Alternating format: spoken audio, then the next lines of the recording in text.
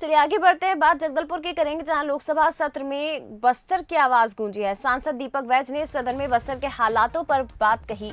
Budget में बस्तर के विकास की योजनाएं नहीं है, सड़क, रेल, एयर कनेक्टिविटी की बात ना होना ये बेहद दुखद है। दीपक वैज ने केंद्र सरकार के बजट को फेलियर बताया।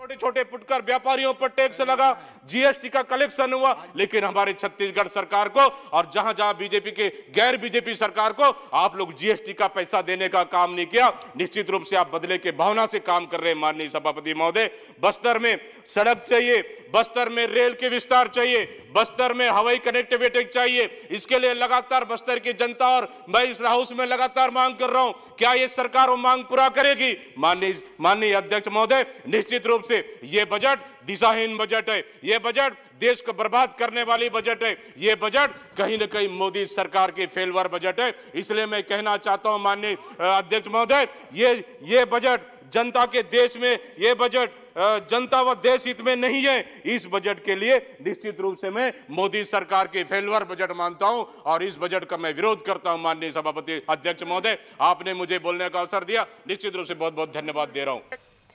चलिए ज्यादा जानकारी लेंगे, संवाददाता प्रशांत गजबी हमारे साथ फोन लाइन पर जुड़ गए हैं। प्रशांत, जब से बजट पेश किया गया है केंद्र सरकार की ओर से, तभी से लेकर ये मांगे उठती रही हैं और ये मांग लगातार की जा रही है कि जो बजट है वो पूरी तरह से फेल है, क्योंकि इसमें बस्तर की जनता के विकास की कोई बात नहीं की गई। एयर कनेक्टिविटी की मांग लंबे समय से बस्तर में की जा रही है, लेकिन उसे लेकर भी कहा गया है कि ना होना, इस बजट में शामिल ना करना बेहद दुखद है। बिल्कुल जय, जिस तरीके से ये बजट पेश हुआ है और बजट के बाद से ही लगातार बस्तर वासी काफी नाराज है और बस्तर में जिस तरीके से जो समस्याएं हैं, सड़क, रेल मार्ग और एयर कनेक्टिविटी का विस्तार, ये किसी भी प्रकार से हो नहीं पा रहा है। ये बस्तर, जबकि रेल मार्ग की अगर बात करें तो रेल के माध्यम से बस्तर से सबसे ज्यादा रेवेन्यू जनरेट होता है, उसके बावजूद भी बस्तर और राजधानी की कनेक्टिविटी अभी तक रेल मार्ग से नहीं हो पाई है, जिसको लेकर लंबे समय से मांग भी थी और काम जो है अधर पे अटका हुआ है, जिसको बढ़ाया नहीं जा रहा है। ये सब चीजों को लेकर बस्तर सांसद दीपक वैज ने सत्र के दौरान जो है आवाज उठाई है और लगातार ये कहा है कि ये बजट जो है फेलियर बजट है और इस बजट को जो है संशोधन करना चाहिए और इस बजट में बस्तर को लेकर, बस्तर के विकास को लेकर भी बात होनी चाहिए।